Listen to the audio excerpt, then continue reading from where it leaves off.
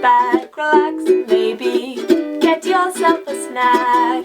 Me and you gonna have a little chat about books.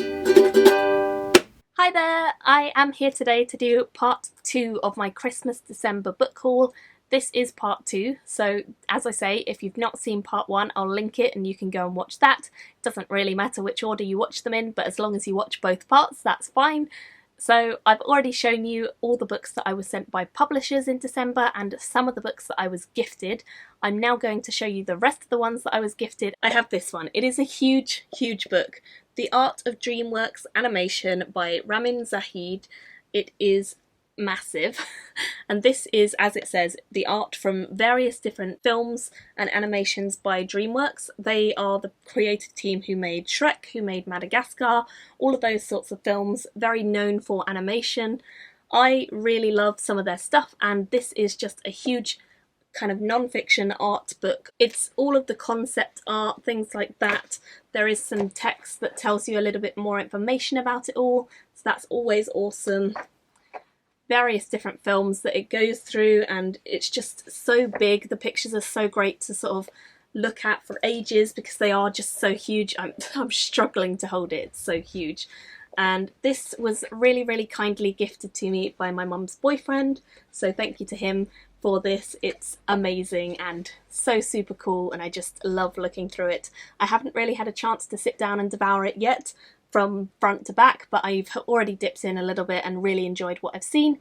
I'll definitely be reading it front cover to back cover very soon. The next one I have was also a gift from my mum's boyfriend, and again it's a beautiful illustrated one.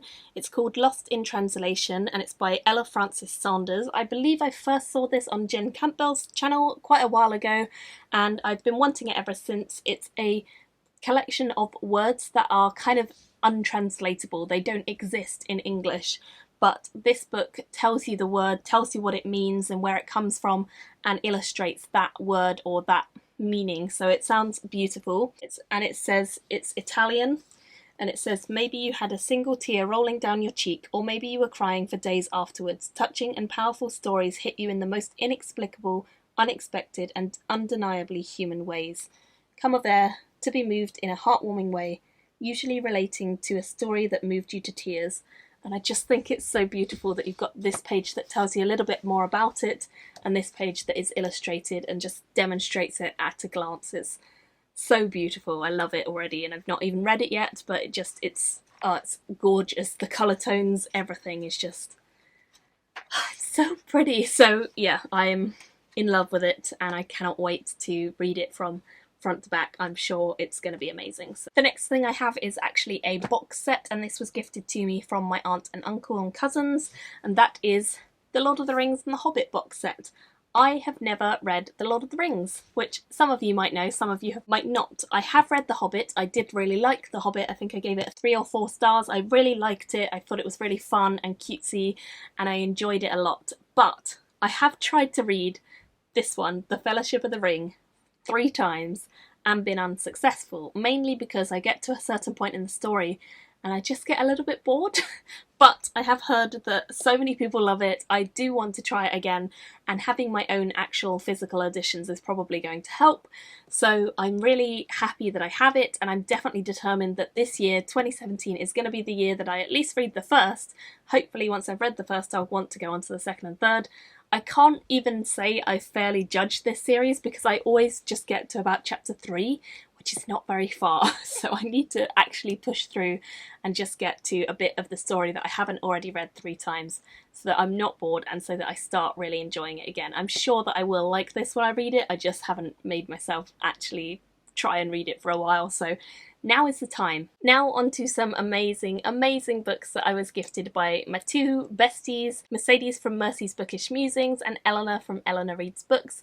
This year we decided we would do some Christmas presents for each other. We all did it last year, so we thought we'd do it again this year. And this year I was just so eternally grateful for the books that they chose me. So yeah, I'll show you what I got. Mercedes was super kind and got me 3 books. So she bought for me The Lastborn of Elvenwood by Linda Haldeman. This is a really quite old fantasy story. It's published by Souvenir Press, but I don't believe this is actually in print anymore. I think you have to get this secondhand.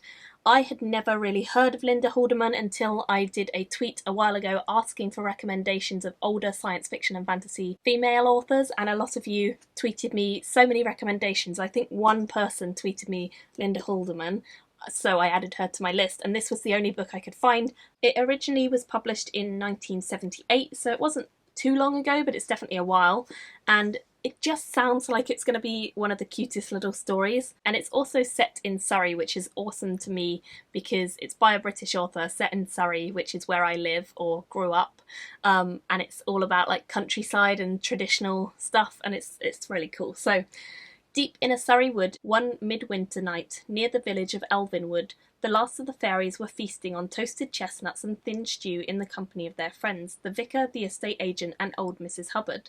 They had celebrated together in this way for many years, but this night was different, for they had two surprise guests. One of them, the king himself. The second was Ian James, an actor from the village, whose curiosity had led him to follow the three humans deep into the darkness among the trees, until he came to the bonfire and the banquet. From that moment, Ian James found himself mixed up in the difficult and dangerous task of restoring the dying fairy race. It involves sorcery by uncertain courtesy of that most famous of all wizards, still alive and living down in Cornwall, the carrying out of ancient spells, a young changeling called Penny, Ian's discovery of strange powers of his own, and an unexpected love story. It also involved Mompen, the last born of the firstborn, a small, ugly, clumsy, cross-eyed apology for a fairy, whose courage and good humour made him the first among them all. This warm and wonderful tale describes how the magic of the oldest race confronts the gallantry of an English actor imbued with British sense of fair play. The usually sedate village of Elvenwood is thereby enlivened in ways that will delight and surprise readers of this engaging novel.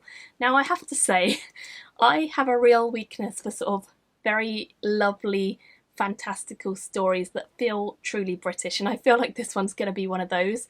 It feels very quaint, it feels very charming, it feels like it could fall into that sort of fairy tale category quite nicely, and I love stories that do that, but I've not really read any in the last few years, to be honest. So I'm really excited for this. Then she also got me two more. I'm very lucky. So she picked up an Amy Bender book for me, which is called Willful Creatures. She gifted me The Particular Sadness of Lemon Cake, I believe, last year for Christmas, and I read it and I really enjoyed it, but it's a kind of magical realism style story, and it was also by Amy Bender, so I'm very excited to have this one. This one says, in Willful Creatures, Amy Bender takes us on a journey to a fantastical world in which the authentic love blossoms. This is a place where a boy with keys for fingers is a hero. A family of pumpkinheads embrace their ironhead son, and potato children dotingly follow their mother around as she contemplates her daily chores. That's all I really need to know, to be honest, because a child with keys and potato heads and all of that whimsical crazy stuff sounds exactly like the sort of thing that I enjoy in magical realism, and Mercedes knows that, so I trust her opinion and I trust her taste, and I think this will probably be a delightful little read. It's a very short one and I'm super excited to try it out, so thank you for this, Mercedes. I can't wait. And the final one that she got me, I've actually never heard of at all, but it sounds really cool, and that is The Girl in the Road by Monica Byrne? I'm not sure. It says, in a world where global power has shifted east and revolution is brewing, a young woman sets out from her home in India on a desperate, profound journey of escape and discovery. One day, Mina gets out of bed covered in blood, with mysterious snake bites on her chest. Her worst fears have been realised. Someone is after her and she must flee India at once. As she plots her escape, she learns of the Trail, an energy-harvesting bridge spanning the Arabian Sea that has become a refuge for itinerant vagabonds and loners on the run. This is her salvation. Slipping out under the cover of night with a knapsack full of supplies including a POSIT GPS system, a scroll reader of sealable waterproof pod, Mina sets off for Ethiopia, the place of her birth. But as she runs away from the threat of violence, she is also running towards a shocking revelation about her past. It sounds like it's going to kind of blur the edges between science fiction, fantasy and magical realism. I'm not sure how heavily it's going to fall into them, but I think it's going to be one of those weird, bizarre kind of ones. I adore the cover of this. I think that snake on the front is just really creepy and absolutely beautiful, and I just think the typography is lovely. So I'm really, really excited. I'm very happy that she found a book I'd never heard of but instantly sounds really, really cool. So yeah, super, super excited to give this a go. I'll try and get to it fairly early in the year and let you know what I think, because I have high hopes for this, even though I've never heard of it. It sounds good, so fingers crossed it is. Thank you for all of my Christmas presents, Mercedes. You are amazing. And now the other person who's amazing is Eleanor. Eleanor got me 2 books which coincidentally are both written by an author named Caitlin, which is the same name as my name, so that's really cool. I think it was coincidence, but I like that coincidence. So Eleanor picked up for me Smoke Gets in Your Eyes and Other Lessons from the Crematorium, which is by Caitlin Doherty. I've heard fantastic, fantastic things about this book from so many people on YouTube. Everyone seems to like it. It's about the crematorium where people are burned. I believe it's a kind of memoir of Caitlin Doherty throwing herself into her profession at the crematorium, and she starts to wonder about the lives of the people that she is cremating, and she also starts to wonder about people's reactions to death and how people deal with death in various different ways. So in this book she starts to explore different death rituals and those of other cultures, not just England or America or anywhere that we might know. She pleads the case for healthier attitudes around death and dying. It sounds like it's going to be really illuminating, really quite an interesting read. I haven't read too much about death. I have read Stiff by Mary Roach, so I think I've got a slight idea of where this might go, but the idea of death rituals and other things like that just appeals massively to me. It sounds so cool and creepy all at once, so I'm looking forward to reading this immensely. And the other one that she picked up for me is Caitlin Moran's How to Be a Woman. This one I'm definitely excited about. I like Caitlin Moran a lot. I've seen her in a couple of videos on YouTube and she seems like a really genuine, fun person. I believe it's kind of a feminist story. It's about whether we should conform to media's ideals of beauty for women and things like that. It just sounds fascinating, to be honest, so I really think I'm going to like it. It's a good time to be a woman. We have the vote and the pill, and we haven't been burnt as witches since 1727. However, a few nagging questions do remain. Why are we supposed to get Brazilians? Should we use Botox? Do men secretly hate us? And why does everyone ask you when you're going to have a baby? Part memoir, part rant, Caitlin Moran answers the questions that every modern woman is asking. I am definitely intrigued, and I hope that I will absolutely fall in love with this too. So again, thank you so much for getting this for me, Eleanor. You're amazing. So that is everything that I was gifted. And I've realised that this is probably going to have to be a 3-part video instead of just the 2 parts that I initially planned, because I still have a giant stack of books that I bought for myself. So we're going to go and split this into 3 parts, and I have just finished part 2 and part 3 will be coming. Thank you all for watching and I'll see you there. Bye! Thank you for watching my video today.